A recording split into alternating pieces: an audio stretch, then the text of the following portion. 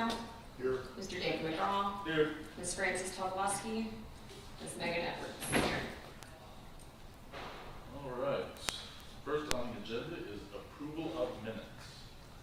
We did not have any submitted at the time that this agenda was published, so we will have 2 sets at our next meeting. All right. Courtesy of the floor to visitors. Do they have any cards? I do not have any cards, no sir. Right. Old business. We did not have anything formal for old business. I did want to just let everyone know, rather than ramble a list of meeting dates and events coming up at this meeting, I'm going to send you guys an email just of various council briefings, council meetings, future CRA meetings, and kind of just a big list of all the special events and everything for the next month and a half, because we do have a lot going on.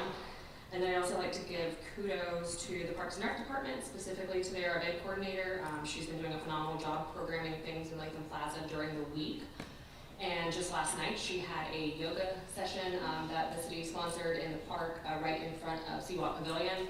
I don't have the pictures to pull up, but she sent pictures this morning. They had, I think, over 100 people there. And it is now a monthly event. They still do the classic car show once a month now. So she's got a lot of different events. And it's been really great to see people out there in the evenings. So props to them. All right, new business. Oh, sorry. Gary. I'm sorry, just a couple quick questions.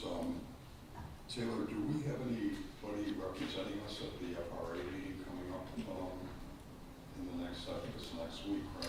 Yeah, I am attending the conference, and I am speaking for 2 sessions, one on facade grants and how you can utilize those, and then one on communications. I've been working with the communications manager a lot lately on plugging in CRA-related info into newsletters, into videos, and just making sure we're disseminating CRA information. And on the communications one, I'm working with the CRA out of Fort Myers, and on the facade grant one, I'm actually working with the CRA out of St. Augustine. So yeah, I will be there all week. Where's it located? It is in Tampa. Yes. Good luck. Thank you. Along those lines, you had made a comment that you were going to do a presentation to the CRA board about state statutes and things to that extent. Is that still on the agenda for this year? Yes, December 16th. So our whole December meeting will be training. I'm working with the city attorney. So we'll do kind of some high-level refreshers on sunshine law, communications, and then kind of best practices for CRAs and statutes and things like that. And then also along those lines, do we still have a meeting scheduled later this month with City Council? It's a joint meeting. We do not. So we're still having a joint meeting with City Council. Unfortunately, at the end of the month, when the assistant to the city manager sent out, it just was not feasible that we could get more than like 1 or 2 council people at any given date. This is a really busy time of year. So we are planning right now for January to be the joint workshop. I don't have a specific date, but as soon as I do, I will send it to the CRA to make sure we're all available as well. But right now we're shooting for January. Thank you. Anyone else? Old business. All right, new business. Facade grant application. Yes, so in your packet, there are 2 facade grants.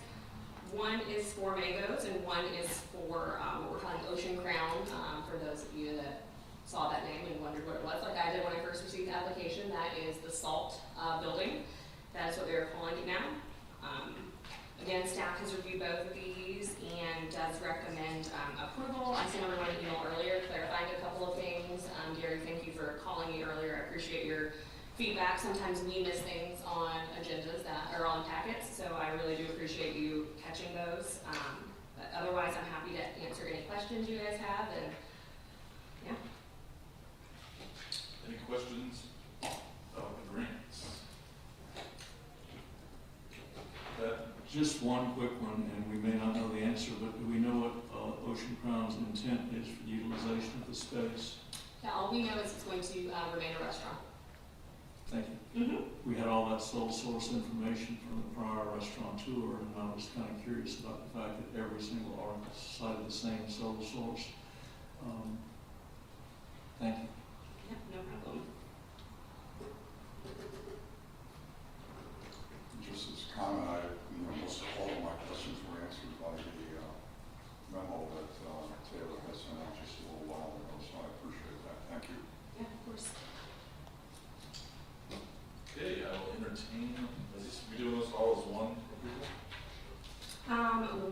can, but if someone does make a motion, I would ask that we make a motion to approve facade grant number 1 for mangoes in the amount of, and to also approve grant number 2 in the amount of, just so we have that for the record, Okay. please.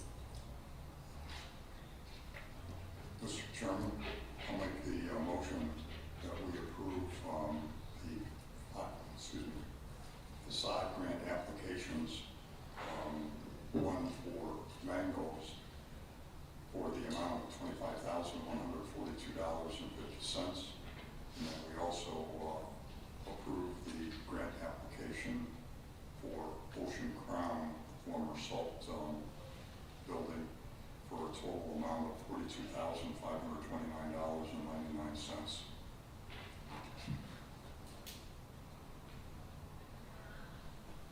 We have a second. I'll second that. Okay, second, motion passed. All right, and then can we take a roll call to get a vote, please? Yep. And, yeah. All right, and since we're down one, Mr. Ron Whittington, you will be voting today, so I'll start with you. Aye. Mr. Thad Mosley, Yes, thank you. Mr. Gary Patel, Yes. Mr. David McGraw, Yes. Ms. Megan Edwards. Yes. By your votes, we have approved these motions. All right, so we're now down to item B. So I will invite our CFO, Ms. Ashley Gossett, up to kind of brief you guys on this, and then if any questions you may have. Good afternoon, Ashley Gossett, CFO. Before you today, you have 2 resolutions. According to state statutes, at the end of every fiscal year, tax increment funds, each trust fund has to be appropriated to specific projects, returned to the taxing authorities, or used to pay down debt. In our particular case, we don't have any debt, so we appropriate the balances to projects. And so item B is for the South End CRA, which is resolution 2025-02. And at this time, we anticipate the trust fund having $13,790,157 as of the end of the fiscal year. Now, this number might change a little bit because we're still going through our fiscal and close process, but we don't estimate that it's going to change that much. So of that $13.7 million, the exhibit kind of walks through where those funds are appropriated. And the way that this is organized is it starts on the columns what we appropriated last year, any new appropriations issued by the agency, any expenditures in the year, and any projects adjustments to get to the ending balance of what we want to appropriate for this year. And the majority of the fund balance is going to be appropriated for fiscal 2025 projects, and some on in 26 and 27. An additional thing that I want to call out is some work that is about to be awarded in the next council meeting. We have a bid award for the America Avenue work, and that required a little bit of extra funding. And so you see the new appropriation. So in order to award this in its totality, the project value for the South End is $1,670,260. And the Public Works Director, Mr. Barron, is here to talk about details about that project, but it's been in the plan for several years. And then the other project that's going to be awarded by council is to rebuild and replace the South Basin Pump Station. And that is going to be awarded in the amount of $994,780. Again, Mr. Barron can speak to the details of it. So we thought we would consolidate the resolutions for this and do the appropriations that are going to go to council next week, as well as the year-end fund balance. Since we have the monies on hand, we feel like it's most appropriate to just go ahead and appropriate them as part of this resolution. And I'm happy to answer any questions you might have about the South End.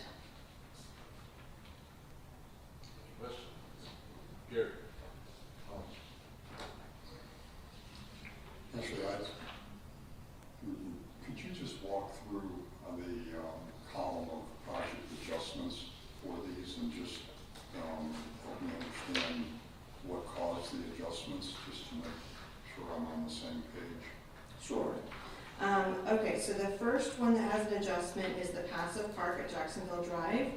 That was a carry forward from last year, and some work was performed this year, And there's 900,000 in the 2025 CIP for the passive park. So we adjusted the carry forward down to match what's in the CIP plan.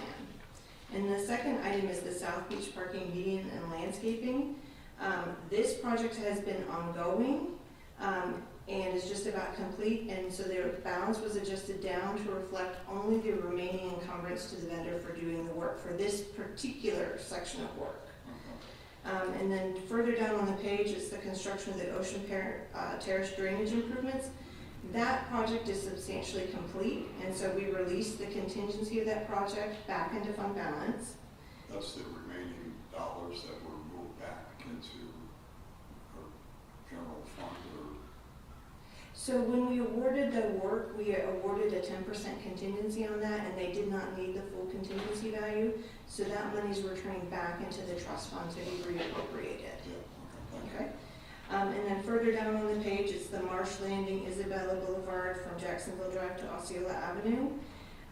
That is a section of the work that's going to be awarded on the 21st of October. So the $1 million was released to match what's awarded on this section. So I thought it would be clearer to reappropriate and a couple lines down to the 2.1 million for the remainder of this project that exists in the 2025 CIP plan.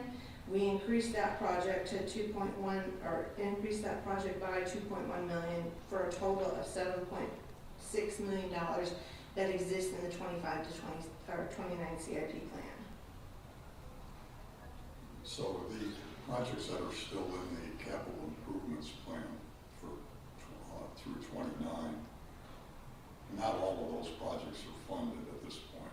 They'll be pulled in as funds are available and so forth, and we've got to use the year-end funds to cover ourselves. Yeah, I think we're kind of in a unique position of being holding these funds in hand already for 3-year look forward. So I think we're in a good position because we anticipate, tax revenues in the upcoming years.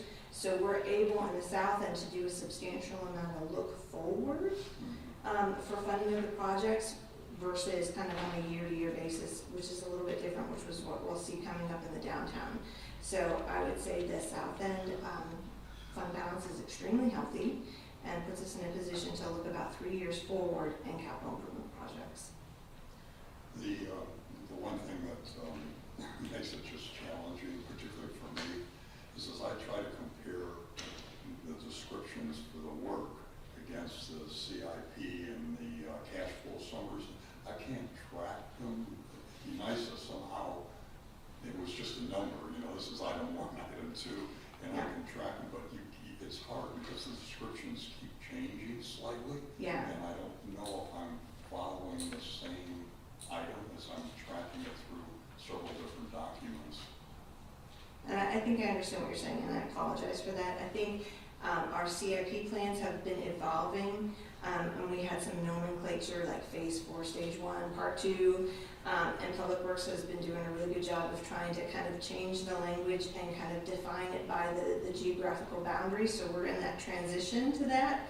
And I tried to do some callbacks in the description, like item 1 on the fiscal 23 to 27 CIP of where this name came from, because some projects had 4 parts to it, and Public Works maybe tackled part 3 first, and it wasn't 1 to 4 in linear order, it was 1 to 4 and things that needed to be done, and so we had some of that shifting. So I kind of feel your pain on that, and we're working to kind of get better with the labeling in the CIP plan. I appreciate that, and it's just an observation that just makes it, I don't know, maybe I'm the only one on the board. No, that's why I have to leave little notes for myself too, so I know exactly what you're saying. It's just tough, and it even gets tougher when you start looking at the downtown areas, because the descriptions Yeah. vary quite a bit from one Yeah. document to another. But Yeah. Thank you. Mhm. Any other questions? Should we go ahead and vote, so I'll entertain a motion for 2025? Mr. Chairman, I'll make the motion to adopt resolution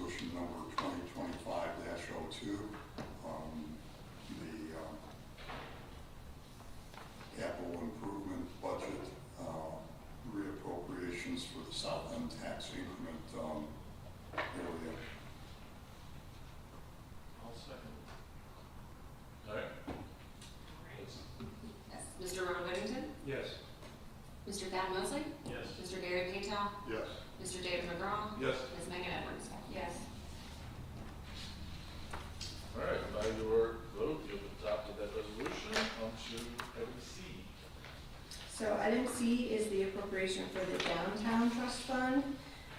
At the end of fiscal 2024, we are anticipating a fund balance of $31,358,918. We had very strong investment performance this year. That gave us some headwinds into what we could look forward to. For those that were on the board last year, you remember that last year was a complete look backward. All the money that was in the trust fund was completely appropriated to projects that had already been awarded. And so this year, we're in kind of a little bit more advantageous position that we had the ability to kind of look forward. So again, if you look at the exhibit, what I tried to highlight for you on this exhibit is the opportunities in orange where we could do appropriations for items that exist in the 2025 budget or the 25 to 29 CIP plan. This also put us in the position of setting the entire budget for the Latham Plaza Master Plan. When we adopted the original budget, if you remember, Taylor talked about how we split it into two parts, $2 million in one year and $2 million in the next year, because that's where our cash flows at the time we're projecting. And so at this time, we're able to appropriate the entire project at year end. And then we're also able to set aside $100,000 for the P3 project, getting legal services and consulting services as we move through that. And that was not included in the original budget. I also want to call your attention to the item being awarded on the 21st for the Central Basin Pump Station. And again, Director Barron is here to speak a little bit about that if you have any questions. But we had to appropriate an additional $177,175 to meet the bid amount plus the contingency for this project. So we shifted that around to fund that. And I'm available to answer any questions you might have on the downtown.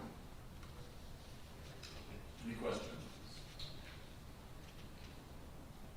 All right, that we're good. All right, thank you. I'll entertain a motion. Mr. Chairman, I'll make a motion that we approve resolution 2025-01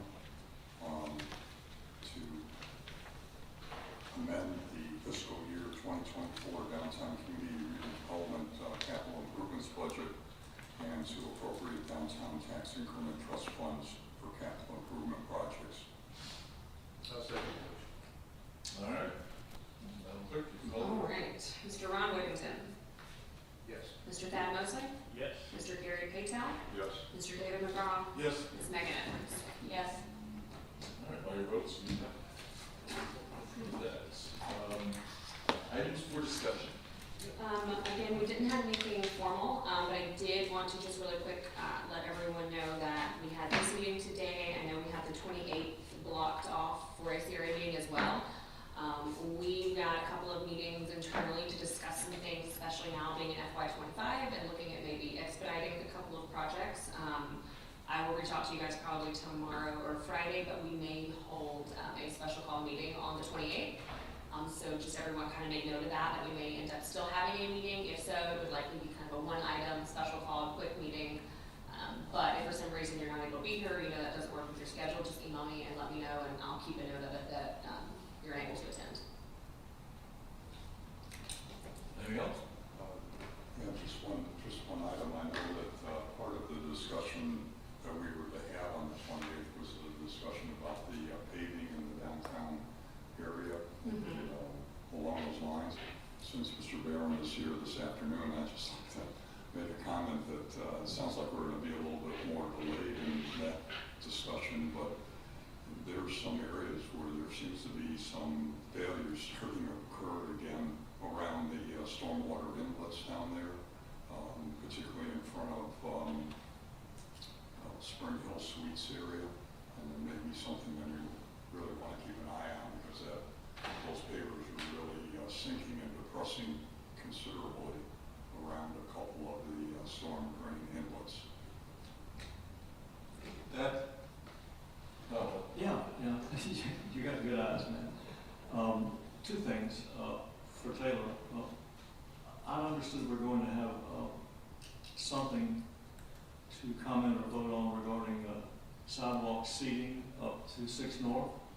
I haven't seen that, or did I just miss it? So it won't necessarily be a vote, but it will be a resolution, so we will have to take a roll call, so we'll have to make a motion to pass it. What that will be is support for staff to take to council for continuing and expanding that sidewalk dining program. When it was originated, the CRA helped staff to draft and originate that, but because it was a program, council has to put it in place and implement. So next month on our November agenda, there's a resolution of support. Thank you very much. I was just kind of waiting for it. It's a super fine idea, and I've got some comments on the way those roads were before the parking was carved back into the right of way. It significantly reduced the available area, and it's not that much parking, so I've got some thoughts on that. If you want to fix it up, so a couple places to go to the road.